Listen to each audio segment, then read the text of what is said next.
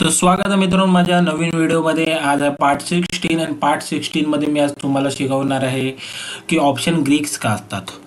तर ह्याच्या पहिले ज्यांनी पण माझ्या ऑप्शन ट्रेडिंगचा कोर्स सुरू केलेला आहे, अगर ज्यांनी पार्टचे व्हिडिओ बघितले नसतील ते जाऊन व्हिडिओ बघू शकता. आणि आजच्या व्हिडिओमध्ये मी तुम्हाला ऑप्शन ग्रीक हे डिटेलमध्ये एक्सप्लेन करणार आहे टॉपिक वाईज. तर चला, आजच्या व्हिडिओमधला फर्स्ट टॉपिक आहे आपला, म्हणजे फर्स्ट मी ग्रीक्सबद्दल तुम्हाला सांगणार आहे तो आपला डेल्टा. डेल्टा का असतो? डेल्टा जेव्हा आता तुम्ही समजा की आपण कुठल्या अप ट्रेंड या डाऊन ट्रेंडला कुठला ट्रेड केलेला आहे, तो ट्रेड समजा 100 रुपयामध्ये 1000 वरून ट्रेड केलेला आहे, म्हणजे 1000 वर मार्केट आहे समजा, आणि 1000 वरून मार्केट मूव करून 1100 म्हणजे 1100 वर मार्केट जाईल. आणि तुमचा थिटा अगर 0.50 असला तर तुम्हाला जे तुम्ही आता प्रॉफिट विचार कराल की बाबा 100 पॉईंट मार्केट वरती गेले म्हणजे मला 100 रुपयाचं प्रॉफिट झालं आहे. तर तसं नसतं. जेव्हा डेल्टा आपला 0.50 असला, म्हणजे ते डेल्टा बदलत असतं, पण डेल्टा जेव्हा 0.50 असला आणि मार्केट 100 पॉईंट मूव्ह केलं म्हणजे आपल्याला 50 रुपयाचं प्रॉफिट होईल, त्याला डेल्टा बोलला जातो. म्हणजे डेल्टा का असतो की मार्केट मूव करतो, तर मूव केल्यावर आपल्याला किती पॉईंट भेटणार आहे. अगर 0.60 0.70 गुणिले 100 केलं तर ते पॉईंट तुम्हाला मिळणार. तर पुढं जाऊया. तुम्हाला मी सांगतो विगा का असतं.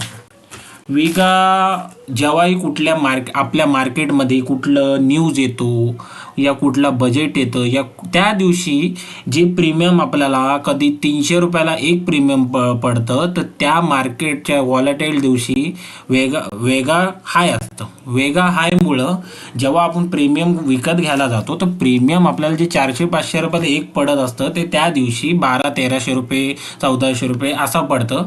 त्याला वेगा बोलतं. वेगाचं एवढंच मीन आहे की वेगा जेव्हा जास्त असलं तर समजा जर या कुठली तरी न्यूज आहे, मार्केट खूप वॉलेटाईल आहे, त्याचा मतलब. तर थर्ड टॉपिकवर जाऊया आपण. गामा का असतं? गामा मीन्स अगर तुमचा मार्केट चालू आहे, गामा रिलेटेड टू डेल्टा, म्हणजे अगर तुम्ही डेल्टाचं 0.50 असल्यावर 100 पॉईंट मार्केट मूव्ह केल्यावर 50 पॉईंट भेटतं, तसंच गामा कधी कधी ब्लास्ट होतं, म्हणजे एक प्रकारे खूप कधी कधी हाय होतं. एक्सपायरीच्या दिवशी 0 ट्रेड घेताना गॅमा खूप युजफुल आहे.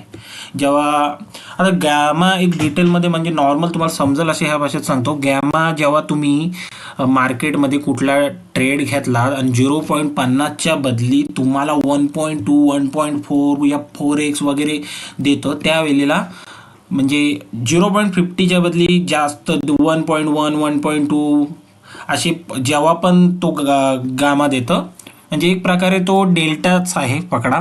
पण गामा जेव्हा ब्लास्ट होतं तेव्हा प्रीमियमची प्राईस खूप लवकर वाढतात. तर थीटा का असतो?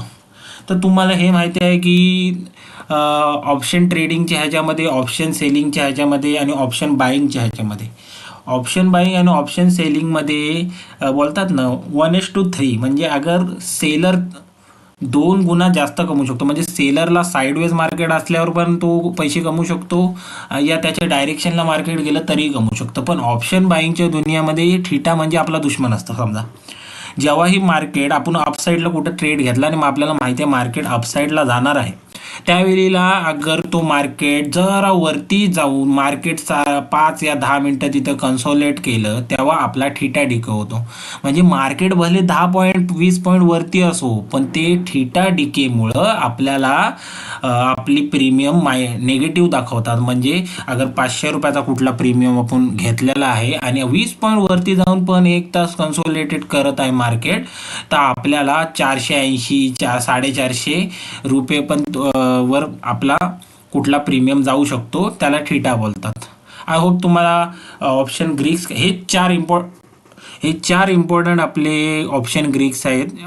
एवढे युजफुल नाही, पण तुम्हाला ह्या ऑप्शन ग्रीकबद्दल नॉलेज असलं खूप इम्पॉर्टंट आहे. तर ह्या व्हिडिओमध्ये मी ऑप्शन ग्रीकबद्दल खूप डिटेलमध्ये सांगितलं. आय होप तुम्हाला ही व्हिडिओ आवडली असेल.